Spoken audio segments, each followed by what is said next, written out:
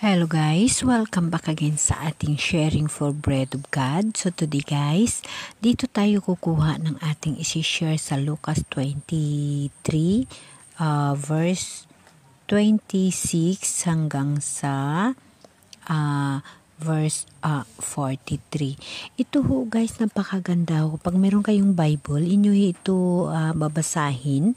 Napakaganda ho. Ukol ho ito sa mga kababaihan kagaya natin ho. Nakasaan nga ho dito sa talata na ito na noong ipinako si Jesus Christ, marami yung mga babaeng nakasunod sa kanya na nananangis, nananaghoy.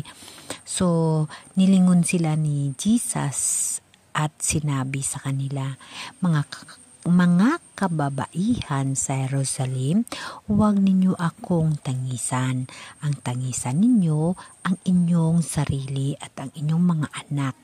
Tandaan ninyo, darating ang mga araw na sasabihin nila mapalad ang mga baog, ang mga sinapupunan hindi na dalang tao at ang dibdib na hindi nagpasuso.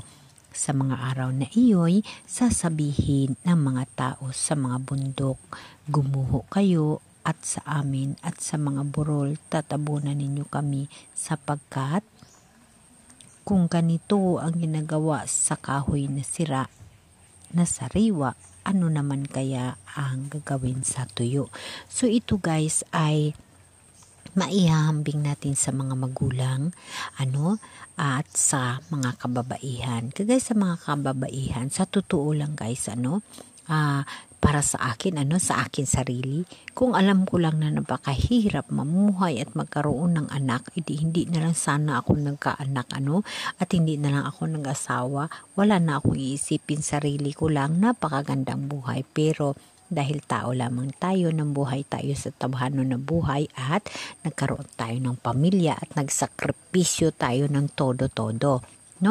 Dahil na dito nakasaad nga na mas bulahan nga yung mga babae na mga baog, totoo nga yun guys, kasi sa ngayong panahon nakikita ninyo guys na ang mga magulang ay sobrang sakripisyo sa mga bata, ngunit mayroong kabataan na hindi ho nag-aasikaso sa mga magulang. Mayroon talaga ho ng kanon dito sa mundo, kaya napakahirap at napakasakit para sa mga magulang na ganon ang mga attitude ng mga kabataan.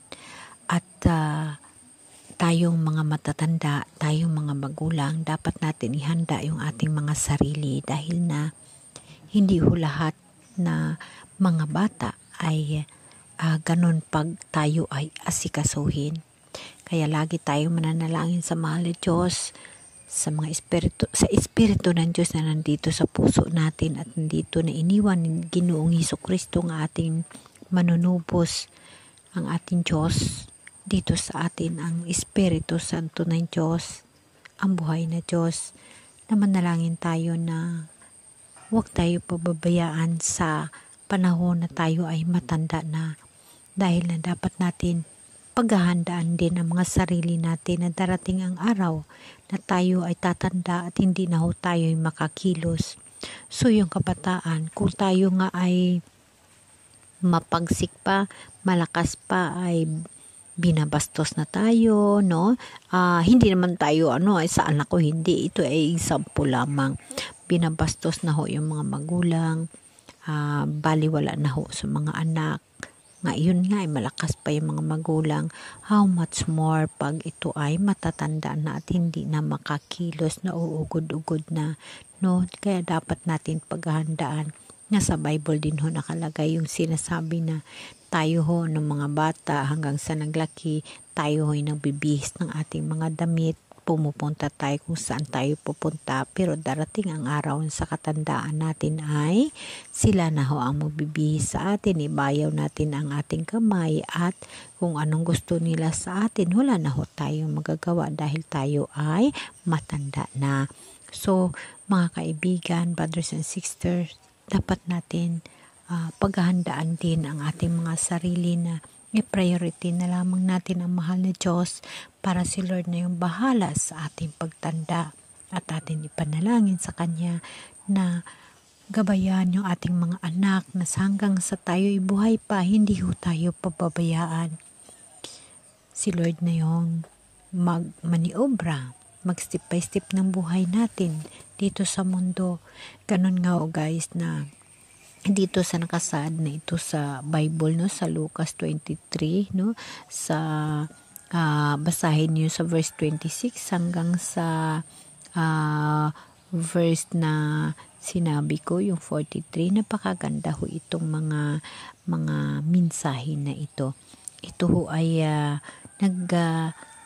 pahiwatig sa mga kabataan kag tayo ho na mga matatanda na mga magulang na paghahandaan ho natin, kasi mayroon ho mga kabataan na hindi ho tumitingin sa mga magulang nila kung ano na mga sitwasyon. So mayroon naman kabataan na sumasagot, lumalaban sa mga magulang. So ibig sabihin na malakas pa nga tayo, yun na nga yung ginagawa nila. Ano pa kaya kung matanda na tayo, no? Kung tuyot na tayo, no? Matanda na tayo. So lalo tayong magsakripisyo o magtiis, no? Kaya lagi natin dalangin sa mahal ng Diyos na gabayan tayo sa ating buhay, no? Kaya nga, brothers and sisters, na dito mo talaga makikita na ang nakasaad sa Bible ay nangyayari at totoong-totoo na mangyayari, no? Sa sitwasyon ngayon sa mundo, maraming mga bata na pinabaliwala yung mga magulang. Kaya lagi nating tatandaan na ang mga pahiwatig ng Bible, yung mga nakasaad sa Bible ay totoo, no? Kaya nga minsan sasabihin natin, diba, pag magagalit tayo, minsan sabihin, mabuti pa hindi kita inanak, mabuti pa ganito, ganun, pag magagalit tayo, diba?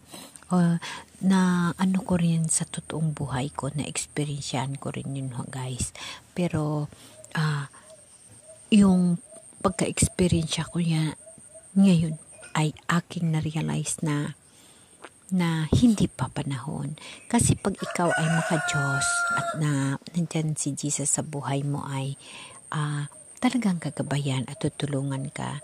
Nung panahon, guys, na kailangan ko yung tulong ng isang anak ko, hindi ko siya nagpapansin kasi nakikita niya naman, guys, na may hanap buhay din ako. Tinutulong ko rin sa mga kapatid niya. Yung para sa kanya ay bakit tutulungan ko yung mga kapatid niya, kasi may mga buhay na uunahin ko muna yung sa akin. Yun ang pinapahiwatig ng isang anak ko. So, na hindi ako gusto ng ganun na style, kasi gusto ko magtulungan silang magkapatid. Pero dahil na ang mga kabataan may mga sariling disposisyon, yun ho yung nangyayari. So, hindi ko ho yun sinupil, hindi ko ho yun ginpatulan, hinayaan ko na lamang. Kung ano lamang ang magawa ko, yun na lamang ang magagawa ko, at siya ay hinahiyaan ko. Dumating ang araw na ako'y matanda na at ako'y hindi na makakilos, kagaya ganito, uugod-ugod na, ganito na lang nangyayari. Alam niyo ba, mga brothers and sisters, na yung anak ko na yun na hindi tumutulong sa mga kapatid niya kasi naghahanda daw siya sa sarili niya. Ang lahat na pinaghahandaan niya ako. Kaya napapasalamat ako sa mahal na Diyos na hanggang ngayon, siya lang ang preparar para sa akin, sa mga gamot ko, sa pangangailangan ko. So, ibig sabihin na wag tayong mawala ng pag-asa sa mga anak natin na akala natin is mga suwail o lumalaban sa atin, sa ngayon na malaki na sila, ganon. Wag ho, kasi kumbaga hindi pa ho panahon na ipakita nila na yun na ang gusto nila para sa iyo. Dahil ikaw ay maka-Diyos at ang Diyos ay nasa sayo, gabayan ka ng Diyos, tutulungan ka ni Lord, ibibigay niya sa iyo sa tamang panahon. So, ganun nga, guys, ang nangyari sa akin. Sa tamang panahon, nangyayari nga na ang anak ko na yun ang tumulong sa akin. So, para makamtan natin ang mga ganung bagay, kailangan na natin magbalik loob sa mahal na Diyos upang ang puso at isip natin gabayan ng Diyos at step by step yung buhay natin para hindi tayo mahirapan. So, brothers and sisters, sa mga anak natin na sa tingin natin sa ngayon ay lumalaban sa atin at hindi nakikinig sa atin, bigyan nyo sila ng laya. Hayaan nyo sila. Ngunit ikaw, mananatili kang manalangin sa mahal na Diyos at tumingi ng kanyang gabay. Kagaya ko, dahil yun na yung anak ko noon, pero ngayon, siya ang ibinigay ng Diyos sa akin para ako ay matulungan sa aking sitwasyon. So, ganun nga, ang mahal na Diyos, pag ikaw ay maka-Diyos, ang puso mo ay nasa Diyos at ikinabubuhay mo ang Diyos, siya ang mag-step by step ng buhay mo. Amen? So, brothers and sisters, laging tatandaan na ang Diyos nasa sayo, nasa sa akin, nasa atin lahat.